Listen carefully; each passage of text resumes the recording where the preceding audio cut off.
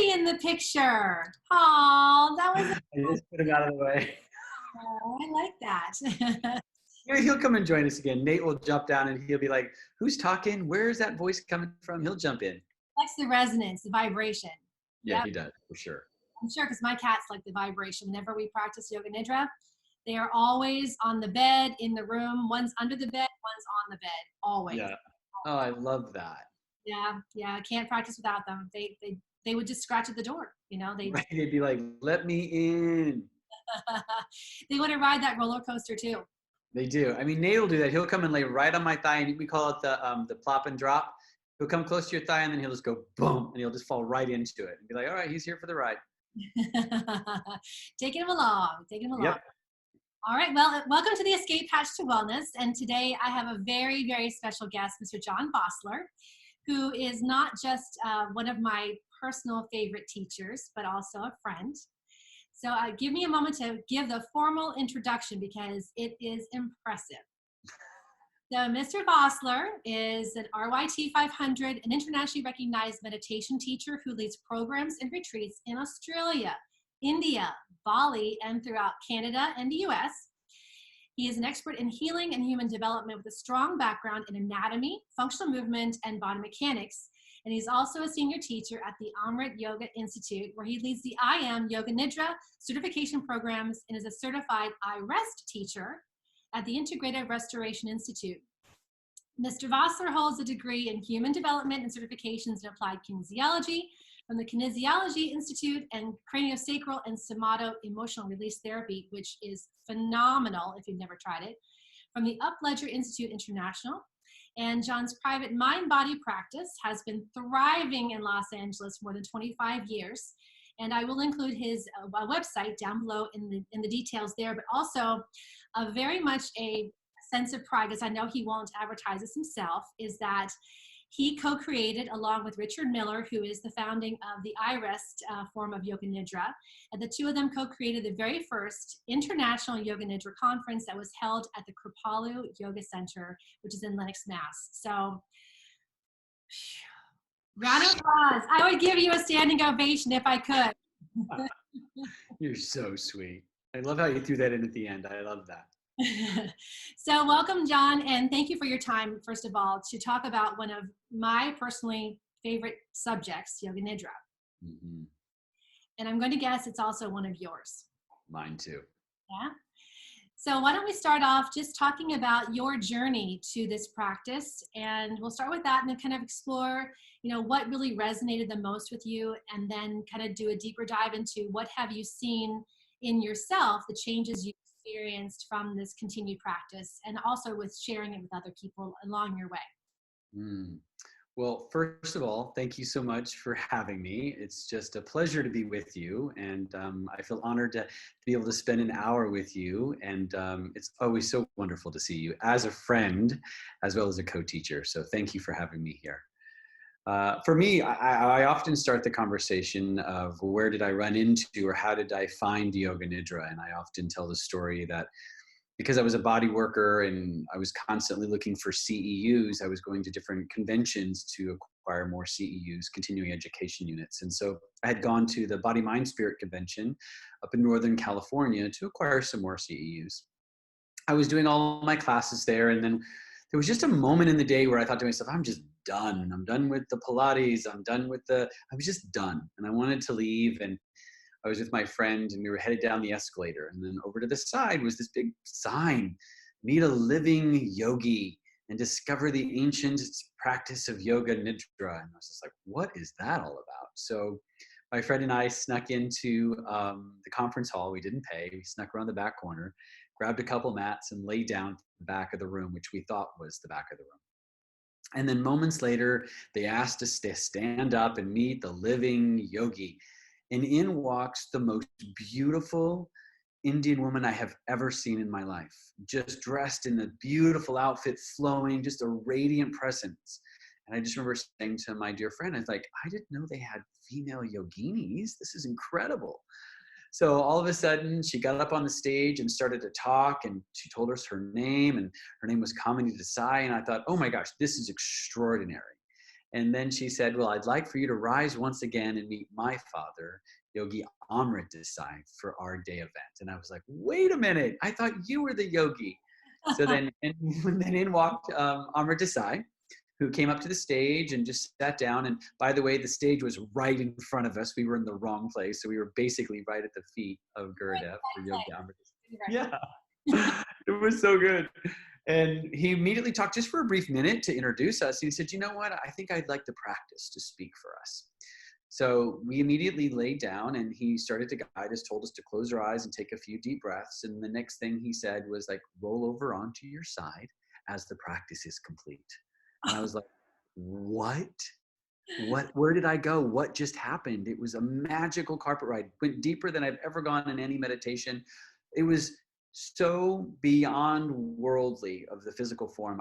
I just remember it in my body. When I think about it, I can feel that kinesthetic vibration, that feeling of just energy moving through me. And I just remember him saying, sit up. And I was just like, sit up?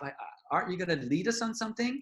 And that was 40 minutes had gone by. And I look over at my friend who I brought, and she's just got tears streaming down her face. She's like, I know who I am. I know who I am. And I was just like, there's some crazy ass bleep going on here. I don't know what's going on, but I'm all in. And then he started to talk and share and told us about this amazing practice called Yoga Nidra and the profound aspects that can be revealed to you in the non-doing part of the practice. And towards the end, we kind of snuck out and I grabbed a card off of the desk that said, join us at an ashram. No, join us at a monastery in Canyon Country, Colorado, I believe is where it was. And I thought, oh my gosh, I'm going to take that card. And that's one of my dreams. One day I'd love to just to pop off the grid and go to a monastery and study with, Kamini Desai and Yogi Amrit Desai. And sure enough, it's interesting. The story gets, this is much more than I normally tell the story, but there was a moment where I was, I'm a full-time body worker. So I had 40 clients a week and I was extremely successful and it felt really like it was what I was supposed to do. But I was also feeling like I was doing too much and it was really causing some distress in the body. Mm-hmm.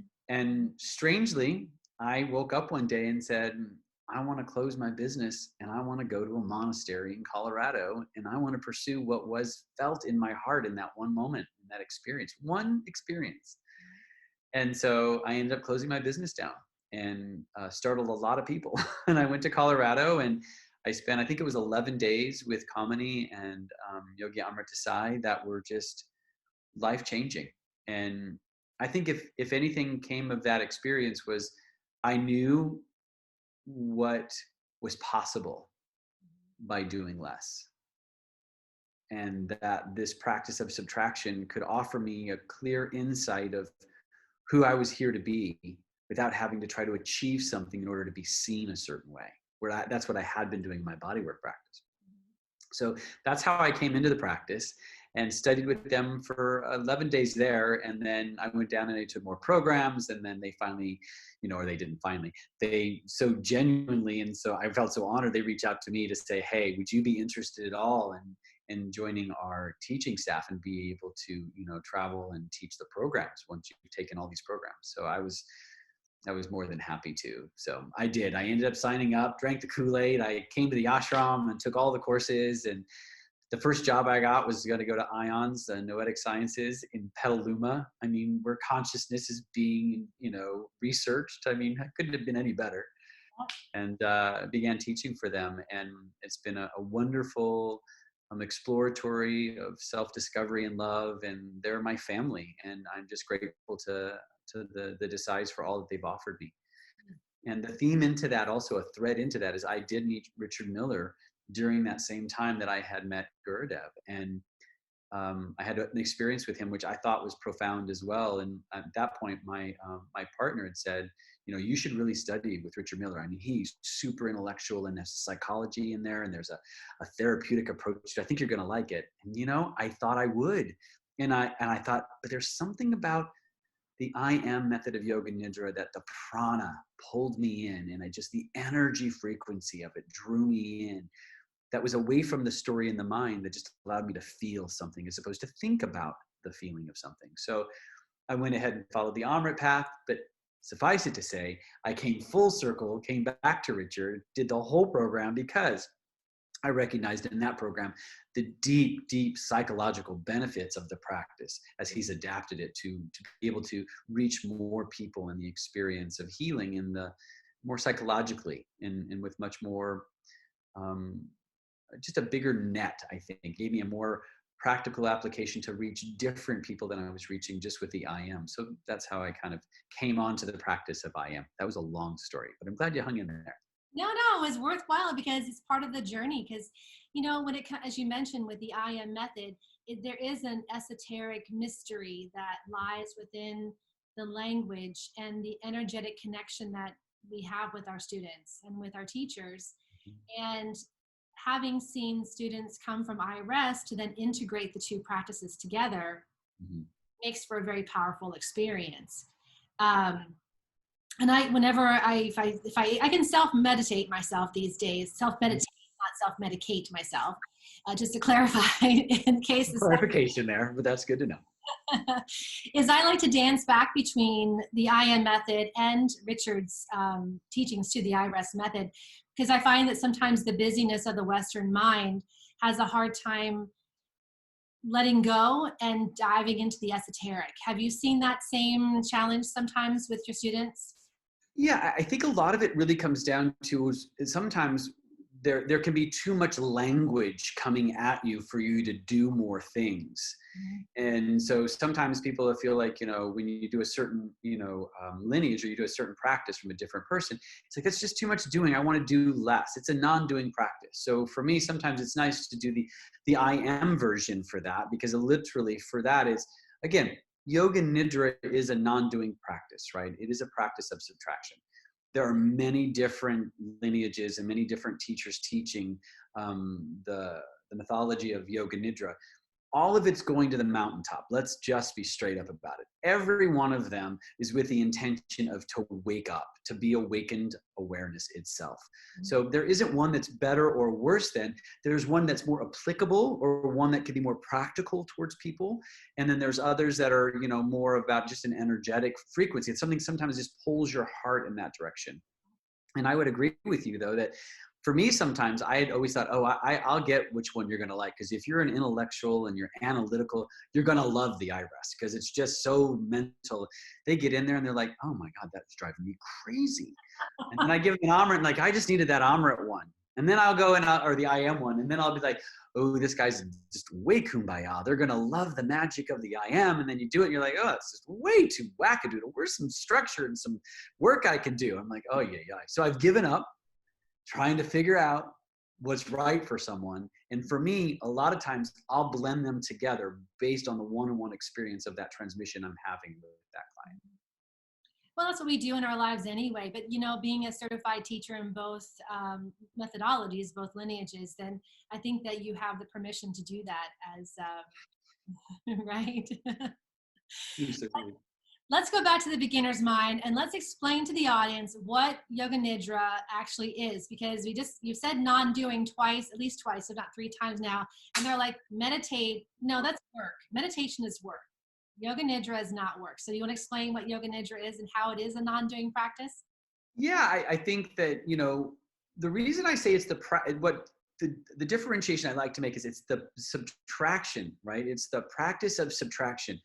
We are so much in the world of doing that it's challenging for us. Ask it within your own experience. It's challenging for us not to be doing something in order to receive a result. Mm-hmm. And what you recognize about Yoga Nidra, again, yoga meaning union and Nidra meaning sleep. And not the unconscious sleep when you go to bed at night, but to allow the body to rest deeply while you're awake. It's awakened awareness where you're awake and aware while the body sleeps, which gives you a whole different relationship to your thoughts, perceptions, and memories and experiences. And so for me, what I mean by a non-doing is it's the only practice I know that you lay down and do nothing to wake up. Right? I mean, I don't know of another practice that so profoundly drops you beneath the mind that keeps you anxiety-ridden, full of stress, full of discomfort. Drop beneath that, just like in sleep, right? But with a conscious awareness, that trace of awareness through the experience where I'm like, I can be awake and aware, hear my body snoring and know that I'm not this body. by doing nothing gives me that opportunity to see the truth of who I am. So non-doing for me is literally there's nothing for you to do but to resolve to yourself to remain awake. And I know that there are some practices or some lineages or people that are teaching that say, well, if you're sleeping through Yoga Nidra, that means you're sleeping through your life. And I think that's kind of, I understand what they're saying when they say that, but I think there's so many of us that have been doing for so long that the minute we stop doing, the body's like, finally, can we get a good night's sleep? And it's going to put you to sleep, right? And so for me, what non-doing means is like, give yourself permission for this next 40 minutes or whatever the length of the Yoga Nidra is to do nothing. But you almost have to say it to yourself because your default programming is like, okay, what's next? What's next? What do we do next? And it's challenging to reflect that we're human beings and not human doers. And this practice, which uses that biological process of sleep, you know this, to drop you beneath the mind so that you can have a different relationship to the thoughts, to the perceptions and memories, to the experience of your life. This practice is so profound and so elegant. It's a gentle remembering of the truth of who you are. Because you're bound to forget. That's part of the practice. You're forgetting so that you can remember who you really are each time you do the practice. But in your remembering, can you do it without judgment, without shame, without saying, oh, I forgot, I'm so bad, as opposed to, oh, a moment of forgetfulness brought me back to remembering and being awake. And that's for me the practice of living in the moment every day and just being. Be that ground of being, that unshakable, unchanging ground of being, that you are, in which all these experiences arise. In order to do that, you got to do nothing but lay there and be still and experience it. Follow the teacher's guidance. That's in the prompt. That's it. Even in that, you have permission to not, just to lay there and witness your thoughts. You know, you can listen to the promptings, or you can just watch clouds, you know, move across the horizon. Right. Gosh, you sound like a teacher. Do you teach? I do. I teach, therefore I practice every single day.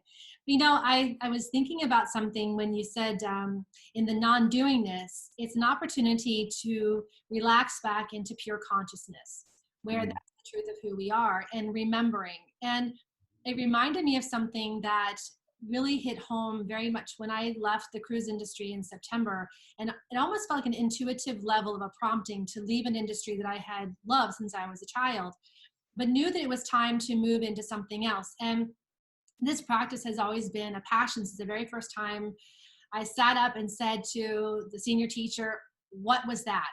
Because I recognized instantly that something was different, that I had never experienced before. And I knew that I had to have that in order to share with other people.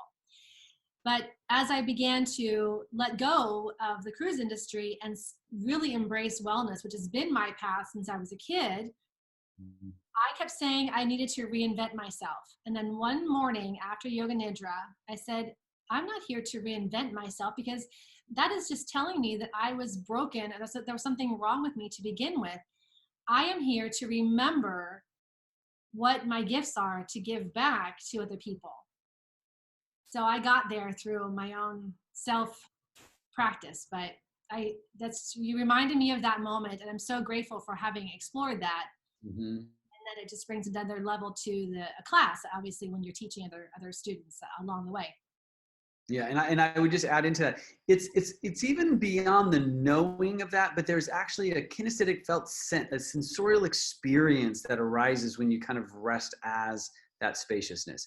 I mean, we can talk about all the different layers of getting there, but I think what I'd rather leave with here on this moment is just, when in your life have you ever just been still, peaceful, and whole? The day I was born. Perhaps the day you were born. Or it could be just all the time if you just slow down and sense it. You know what I mean? So that's the thing that I keep saying, like, when it's stressful and it's COVID and there's protesting, and I mean, we've got fires, we've got heat, and you just kind of go, behind all of that, beneath all of that, in and around all of that is that peaceful presence, that spaciousness, the consciousness that everything comes from. And that may be super abstract and way too kumbaya for people, but when you experience it in the practice, it's undeniable. There's a feeling that you feel within your being that's super familiar, that makes you remember, oh, right, I am whole and complete. And this is just another object arising, unfolding, and dissolving. Can I be with it just as it is? I tell my students that if you were watching television, if you didn't like what was on the channel, you change the channel or you turn the TV off.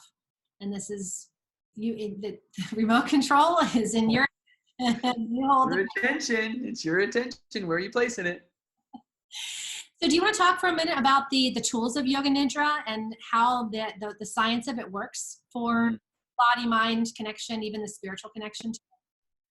Yeah, I mean, the restoration piece for me is what I do a lot of teaching on, and I travel and do retreats on a lot of the restoration. And I mean, not everybody's interested in being liberated and awake and aware. I think in time, the more you practice it, you feel like, wow, I'm not as reactive. I'm more accepting. I'm more revealed to my true nature. Oh, maybe you've just awakened. But for most people, it's about how do I calm my nervous system down? How am I able to be less reactive when I need to be cool, calm, and collected? And the beautiful thing about the practice of Yoga Nidra is it's, again, by allowing the nervous system to balance, to bring it away from that fight and flee and freeze experience over to the rest and digest aspect of who we are, and allow those two to have the swing, that balancing aspect of, yeah, there's going to be moments when you're in sympathetic on, when you need to be on your game, where you're in beta and you're managing things. But really what it comes down to is balance. Right? It's balancing your beingness with the resting and the digesting. Where what the practice of Yoga Nidra does for me is that by resting for that 40 minutes, which they say is equivalent to 3 hours of sleep in the restorative aspect, gives my nervous system the time to like turn off from the sympathetic on doing of every day, from thinking and doing. And it really just drops me into feeling and being. And I know that sounds woo-woo, but it's also there's chemistry that's exchanged, right? So in Yoga Nidra, dopamine and serotonin are all being released. And what's actually being shifted out of the petri dish is that overabundance of cortisol. You know, cortisol is very beneficial, but if there's too much, it can cause the body to actually begin to become dis-eased. And with this, you know, with Yoga Nidra, it helps clear out the cortisol, balances the nervous system. And the other thing that some people, you know, we don't really talk about is oxytocin, which is that feel good. You know, you can get it from a hug or kissing a baby, or when I looked at your face, I know I had a little bit of it released. But in Yoga Nidra, all of those hormones are being released. It's actually balancing the endocrine system, the understanding. I like to say it's clearing out the petri dish of what needs to go and rebalancing it to be much more homeostasis, a little bit more grounded in what's supposed to be there. Mm-hmm. The other thing that I often talk about is the neurological aspect of it, right? So they know from science, I mean, there's a couple of researches out now, and you can experience an incredible, profound state of awareness in Yoga Nidra, but you can also change the anatomical structure of your gray matter in your brain. Absolutely. Right. So I know Sarah Lazar speaks about how there's a thickening of the gray matter, specifically in the prefrontal cortex, discernment, some of the temporal parietal for empathy, compassion. There's actually structural evidence that is being revealed in Yoga Nidra each time that you're doing it. Mm-hmm. And again, and I know that you speak a lot about wellness and you work with people in wellness. A lot of people are walking around and are already having trauma, just living life. But some of them, you know, might be in a post-traumatic stress situation. So what Yoga Nidra is doing is it's not only balancing or bringing back the balance of the nervous system, and not only balancing the chemistry and neurologically kind of refiring itself, it's bringing the entire balance back into a oneness, an experience of both hemispheres of the brain working together, not one over the other. There's no duplicity going on. It's simply like bringing everything back to where? Back to home, back to balance, to be the most efficient it can be in the experiences when you do have stress, because stress is actually not a bad thing. You have to have stress. We have to have stress in our lives, but not sustained stress, because sustained stress, chronic stress, and then when you have chronic stress, and then we're just dumping cortisol into the body. And I've seen pictures of the brain of people with PTSD who've had that sustained continuous dumping of the cortisol into the brain, and it actually has like melted. That's my medical term. Has melted the cortex. Yeah. And then when you have that, then the amygdala takes over, and then you have this part of your brain, which is it keeps you in reaction. And that's what's making the decisions, not this neutral prefrontal cortex going, oh, that's interesting. Going, no, run, run, run, So. And it's good because Yvette, the thing that I keep coming back to is what people are like, oh, it's bad that my amygdala is taken over. I've been amygdala hijacked and oh my God. And they go back into story and drama. Wake up. You just got a clue that you're offline. Do a Nidra, go work out, drink some water. They're all messengers to reveal something, to make a good choice to inform your experience. But if we stay in that uninformed, like, oh, I got my amygdala's hijacked, what's going to happen is you're going to create more story, you're going to collect more evidence, and you're going to be more hijacked, you're going to get more cortisol, and you're moving away from the balancing aspect. Instead of using it as a messenger, like, oh, I'm offline, my amygdala has been hijacked today. What can I do to inform the experience of me being? One thing, Yoga Nidra. And then you can observe and go, oh, that's curious. Look at that. Inquire. That. And I can't, you know what? That's new. Where'd that come from? Oh, the amygdala. You know what? You need a timeout. Right. And you know this, I'm singing to the choir when I say this, is that the more you do the practice, I mean, even science is saying within 11 hours of consistent practice, that prefrontal cortex that's discerning, that can say to the amygdala, hey, it's just a rope. It's not a snake. Just calm down. And then the amygdala's like, you got this? Frontal cortex, I got this. We're good to go. And that practice of that neuropathically, with the neural pathways firing and wiring together, you're going to have more capacity to deal with more and more stress. So then would you say that in general, with a consistent Yoga Nidra practice, and when I say consistent, I would say a daily practice at some, whether it's 20 minutes, 45 minutes, just giving it some time, that eventually you become aware of your thoughts before they shift into reaction? I would say yes to that. I mean, I think that there are some times where the primal instinct of the body is going to do what it needs to do to protect you.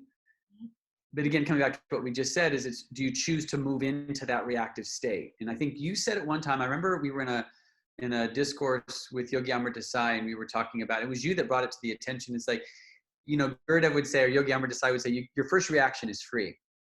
And I think you even said this because we had talked about it, was like, but really that first reaction never really has to come out of your mouth, because that first reaction is happening where? Within you, before you go out. Remember when you started talking about that? I remember that. And it's a big deal because I think a lot of times you're like, oh, the first reaction's free. So if someone cuts me off, you're like, you start to scream. It's like, no. The more you practice this, you're going to feel the urge to want to flip the guy off or do whatever, but you're going to feel that sensation, be like, oh, here I go. I could easily do that, or I could choose to inform the experience by letting go and not being toxic about it. Take a deep breath, and there goes that guy, and then you move on. Remember?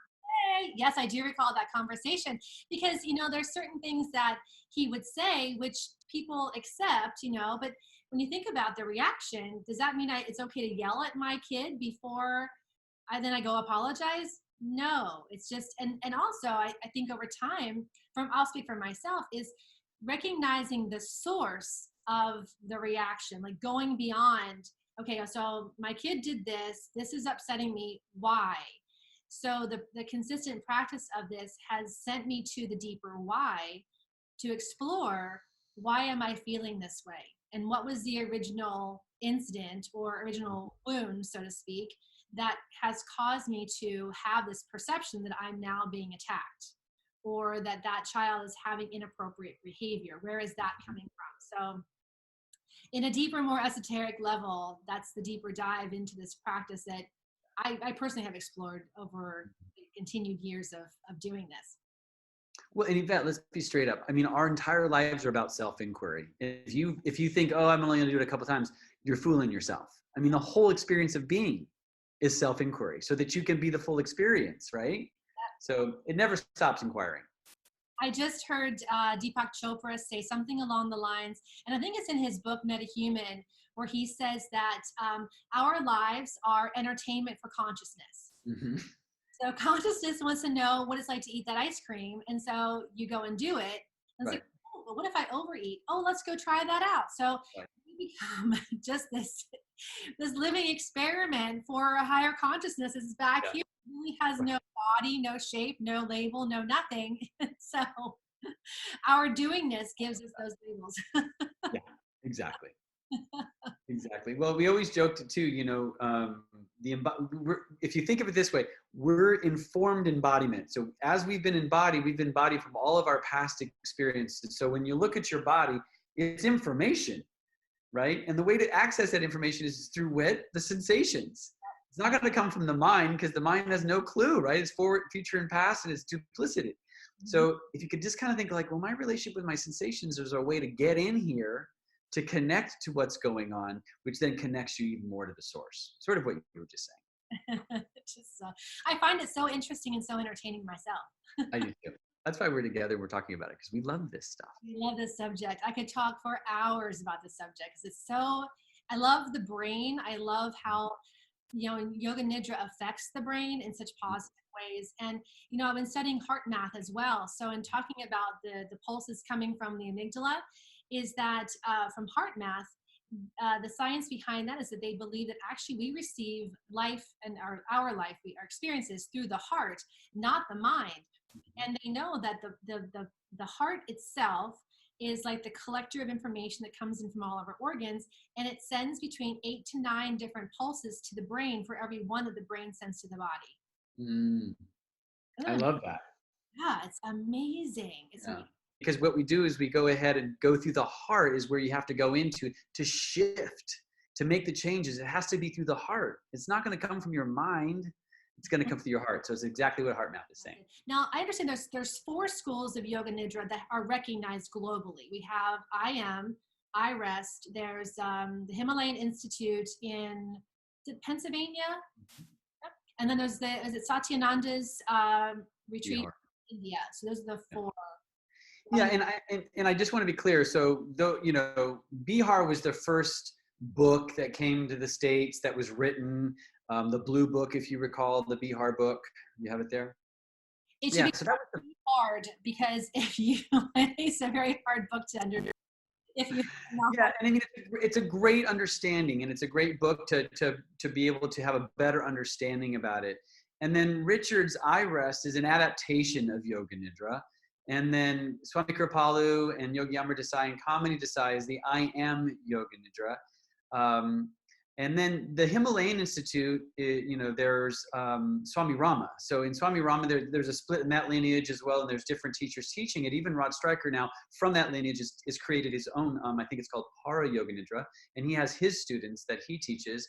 And then another aspect of that, Indu Aurora comes down on the other side of that. And Indu Aurora has an amazing, I've taken her Yoga Nidra immersion.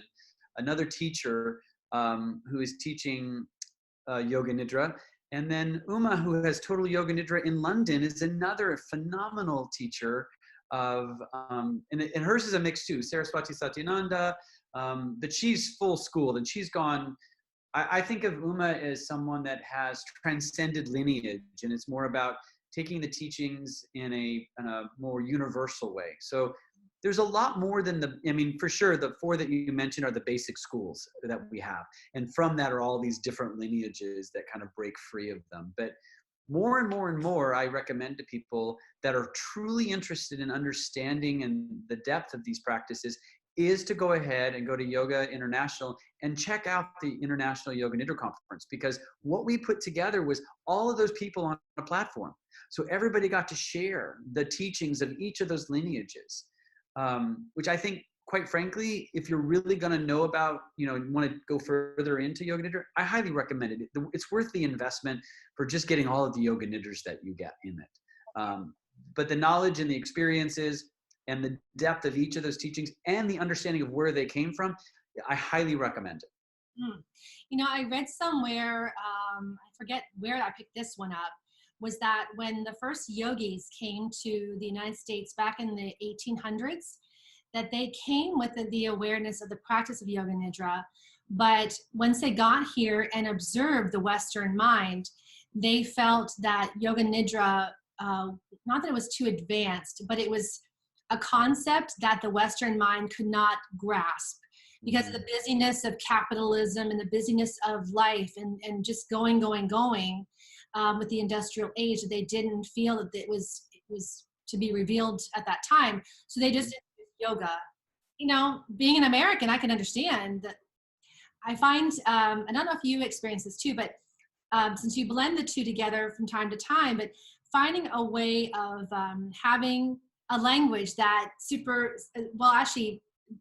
ascends the lineage, as you mentioned, gives a level of neutrality and a level of logic to work through the body awareness, through breath, that actually makes sense and gives a sense of doingness to the mind. Does that make sense? What I'm referring to? Yeah, and I think it's in key that you made a really good point. I want to elaborate. What we're doing is we're trying to do some mindfulness techniques, right? We're trying to train our mind to place it on a sit and stay, to be able to see life mastery comes from mastering our attention. Mm-hmm. But the beautiful thing I think about Yoga Nidra, and you know this from the practice of meditation and motion, is that there's going to be a moment where your energy follows your attention until finally that transcends itself. And all of a sudden your attention's following your energy. Yep. Because you're tapped, as you said before, to the source. And so, yeah, I mean, it may sound, like I said, too kumbaya, too like, this is why people get so freaked out about it. Forget getting freaked out. Just try it and just ask yourself, do you notice that you're in less reactive state? Are you aware at all that you've got more control over where you place your attention? Are you like a, squirrel, always distracted by stuff? And then after you do this practice, I guarantee you, if you do this practice and you do these mindfulness practices, the breath sensing, the body sensing, recognizing what's showing up in awareness, the Manamaya Kosha, you're dealing with emotions and feelings and even beliefs, and then recognizing this pure joy. If you allow your mind to get wrapped up and do all that, soon you will lose the mind that got you there, and you'll experience yourself being, watching the mind try to figure it all out. And it won't. It'll just let you be. And then when your mind does go off, you'll be able to say, oh, there goes my mind. Like you said earlier, let's self-inquire, wonder why. Mm-hmm. Oh, and then come back to this moment. Follow the guidance. Or I like to say now, follow the moment. If you're not in a yoga nidra, just be in the moment, follow the breath, and let's just see what's being revealed. Allowing, accepting, and welcoming. I had some students pre-COVID that I was teaching at the hospital, and this was all, Yoga Nidra was completely new to them. But I overheard them talking about 3 or 4 months into it, and they were sharing about how she had gone to the dentist, and she actually, which was a very stressful environment. I know yeah. I was a dentist, but she used the techniques that I had, the induction techniques that I was using in Yoga Nidra, and she talked her way through it, and she was able to calm her breath, relax her body, and be present with what the dentist was doing without going and being fearful. She was able to release her fear and work through that block. It was amazing. And I was eavesdropping on the conversation. I wasn't part of it, but I was like, oh, did you really do that? And she said, I'm so excited. That's awesome. I'm happy to hear those moments. And again, what we're doing, right? In one breath, we can actually start to initiate that dropping in feeling and reboot that nervous system diaphragmatically, hit that vagus nerve, start to stimulate some of that parasympathetic response. I mean, I get there's no guarantees. I get it. But if you just practice and connect with the breath and start to breathe, and maybe just even do a small breathing exercise, have one in your back pocket for those moments. It might shift. It might get you back to being present, to just being in the experience. So what would you say, what was your first thing that you noticed that was different about you with this practice? To be straight up with you, I've ever not really spoken about this, but what comes to my mind was my ability to pause overeating. Wow. Yeah. I mean, I don't really ever talk about this, but I would just say that I remember, when I first started coming out of Yoga Nidra, I wanted to eat a lot, like after I'd come out, and I realized that, when your body rests, it starts to like generate and do what it needs to heal itself. And it's going to take your nutrients and build. And I would say to Kami, I'm like, dude, why am I eating? I thought this was supposed to help me stop eating. I was, but I had this concept from the mind that I needed to stop eating. But what my mind out of the equation, my body was like, no, dude, you need to eat. You just need to eat the right stuff because we're busy in here trying to heal this body. So for me, what was the first reply was not going to the second drawer down in my kitchen that you pulled out. We call it the junk drawer that has everything in it you'd ever want when you don't want it. All that yummy stuff. And I just remember, what's that? Pop-Tarts. Yeah. Oh, not even, for me, it's dark chocolate. So for me, dark chocolate, popcorn, M&Ms, that kind of thing. And I just remember that first time going to the drawer and put my hand on the drawer, and there was that moment where this voice came in and said, are you hungry? Do you really need something? Or are you going for another reason? I was like, am I going for another reason? It's dark chocolate. But then all of a sudden I put my hand off the drawer and I walked away and I'm like, oh my God, that's weird. I'm not even hungry. Then I asked, like you just said, self-inquiry, what's coming up? I'm like, I'm a little nervous. What should we do about that? Let's just sit for a minute and feel that. And then all of a sudden that day went by and I never went back to the drawer, forgot about it. And then I had a couple of stressful moments coming up and I could feel my urge to go there, but I didn't follow through with that reaction. I was more responsive. That was, to me, one of the first signals that, wow, this meditation and this yoga nidra is really giving me the ability to have a perspective shift to see if I really am moving unconsciously and automatically, or am I doing it deliberately and I could choose to do something. That's a great one. I would never have thought about it from that point, but I'm sure anybody who has any kind of goal, then it's almost like a sense of letting go of the goal just to be present in the moment will help the body balance itself enough to then get you to your goal without overthinking or condemning yourself or falling off the path for a day or something like that. Right. It's about not condemning. And I want to just say that again, because what you're saying is really, really important. We people, generals, I'm just going to make a broad statement. We tend to really judge ourselves for shit we shouldn't judge ourselves for. We're human. We make mistakes. We do stuff. And I get, you need to be conscious and you need to be accountable and you need to be integrity and responsible. But the sooner you get off that horse of judgment and you just start seeing like that I was a messenger, now you're judging yourself for getting a message, it would really help. There's much more empathy and compassion for oneself once you recognize that every reaction is an opportunity just to figure out what's coming up. And maybe, in the beginning you can judge yourself, but after a while it doesn't serve you, but it just imprints it. Now you've got a new, thought pattern that's built in of like, I judge myself every time I do something really shitty. It's like, great, how's that working for you? It's like Yoga Nidra it has a trigger that it sets off inside the floodgates of compassion, empathy, those, I guess, understanding, a sense of it builds the bridge between sides. It becomes cohesion, integration, which is so important, as the integration. So important.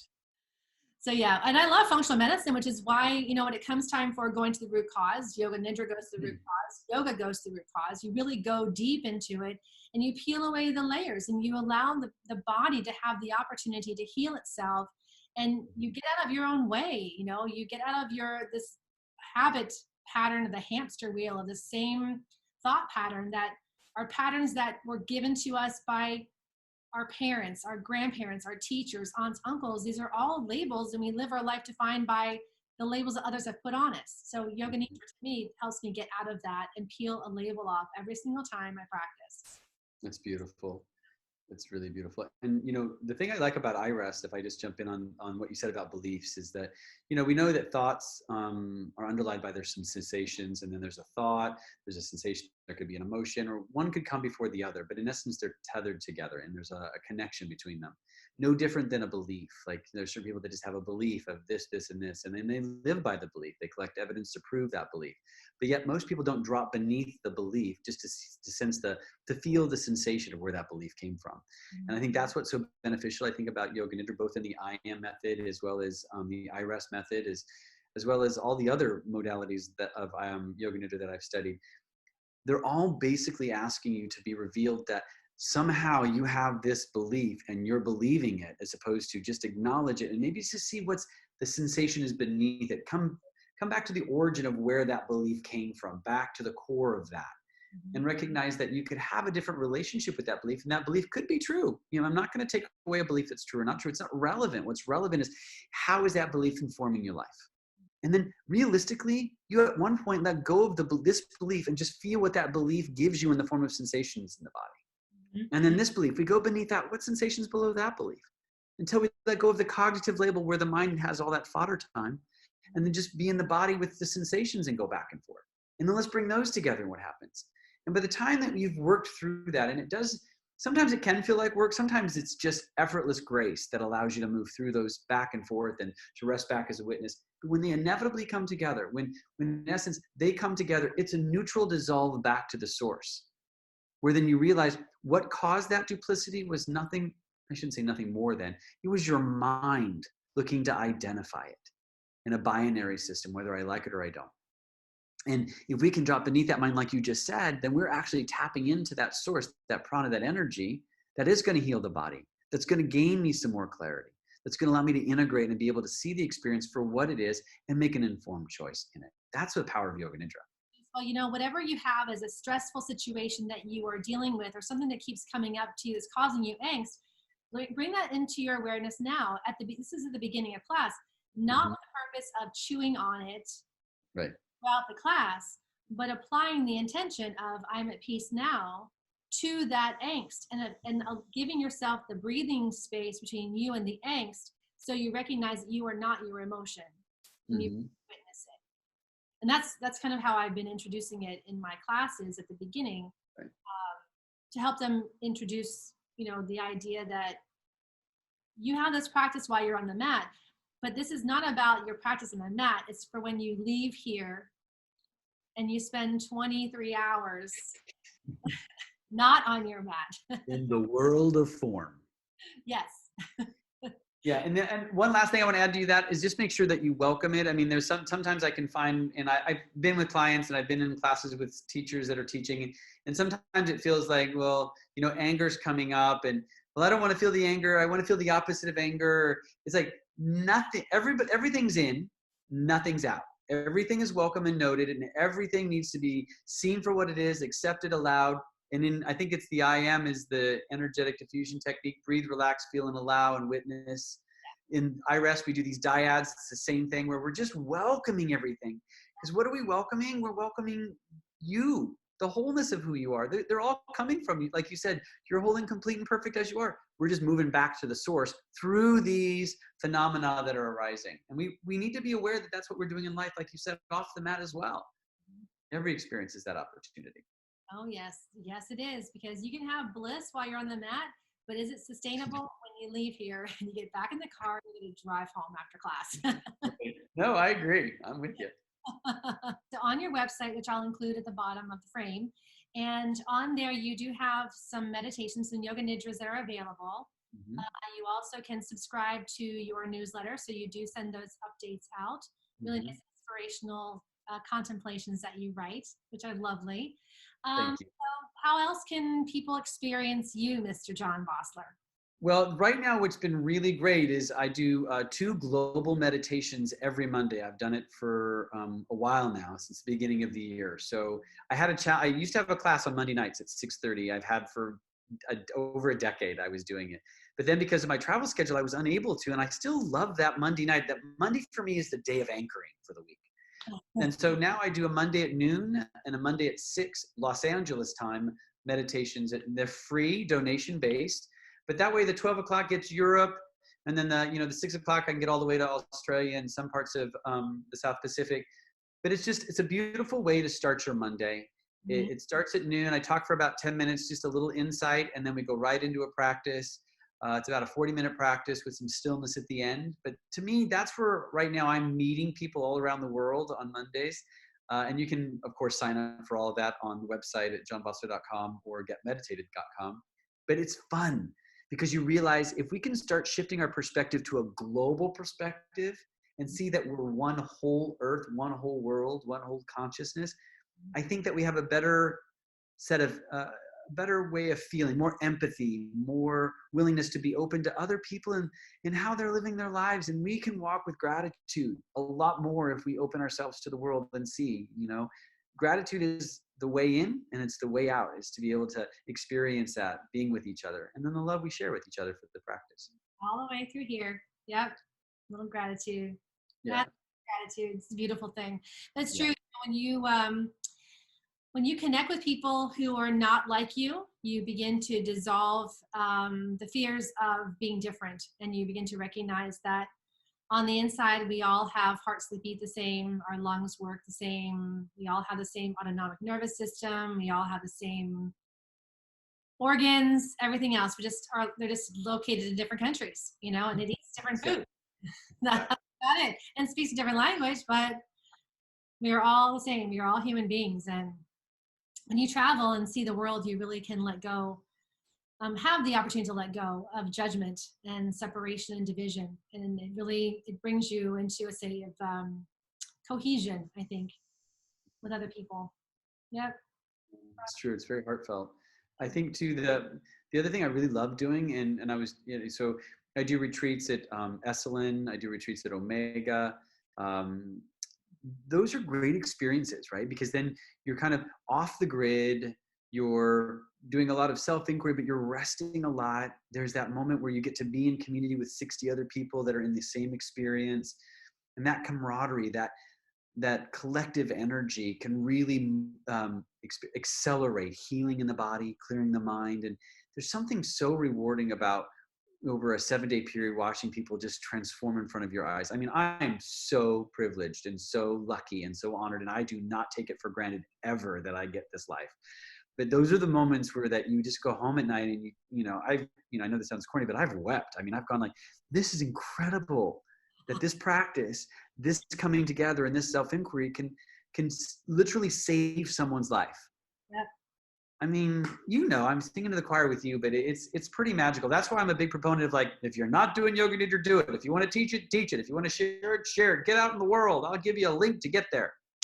For the longest time when I was working at AYI, the Amrit Yoga Institute, I used to refer to the teaching staff as midwives, because the people who came there were there to give birth to them, rebirth of themselves, who they were. And I know what you mean, watching people peel away those layers. I mean, I was talking to VJ not too long ago, and in Panchakarma, same thing, watching people just transform, and it just peels layers away. I mean, you can start a class and people can sit up 45 minutes later and they've lost 10 years off of their faces.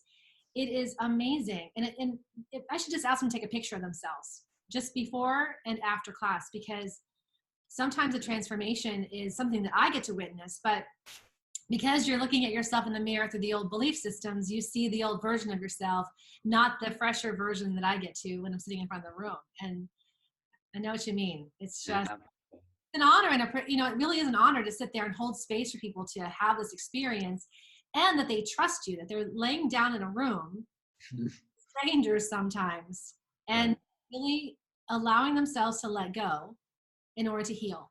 And that's phenomenal. Absolutely phenomenal. Now, before we wrap up, is there anything that I didn't ask that you would like to share with the audience? Let me just give it a moment. Let me just see if anything drops in. I guess the only thing that I would say is that, you're already whole. You're already complete. And that allow this practice to maybe guide you beneath the story that you keep telling yourself that you're not. And to know that it's okay to make mistakes. It's okay to feel shitty, gripey, and grumpy, or it's okay to have all of the experiences you're having. But what I would offer you is this. At night before you go to sleep, just close your eyes for a minute and just do a body scan, just from your toes to the top of your head to your fingertips, and just see if you really are embodied.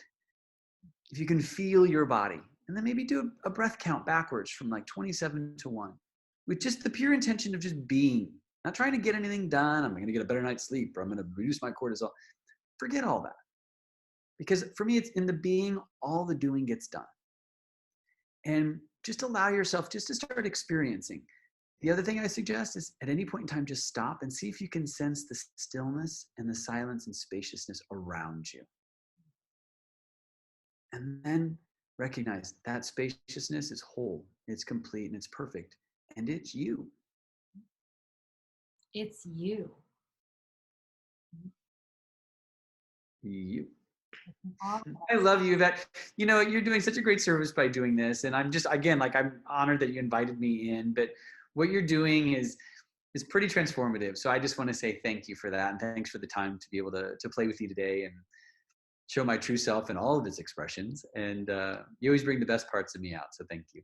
Well, I loved and honored your transparency and the sharing that you did. I am so grateful for it and grateful for the time. And the time is the most valuable commodity we can never give back. So giving me your time today is just invaluable. I could not trade it for the world. And thank you for being my midwife in Yoga Nidra.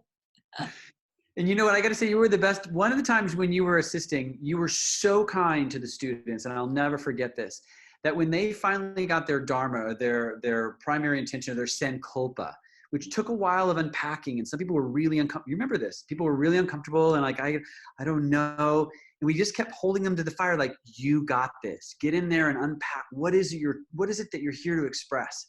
And everybody wrote it down, and you're like, I'd like a copy of all those. I thought, that's kind of awkward. You're asking copies of their dharma, their purpose, I was like, wow, impressive. Oh my God. And then people, listen to this. This young lady came in and she had, I think it was calligraphy. It was just gorgeously or printed or something, written them out on this place card. Mm-hmm. So that everyone had their primary intention, who they're here to be, the full expression of who they are on a piece of paper to really make note of that moment. It was so beautiful. And that's so you, that extra thoughtfulness that you gave to each and every one. And that left a lasting impression in every one of those. I'll never forget it.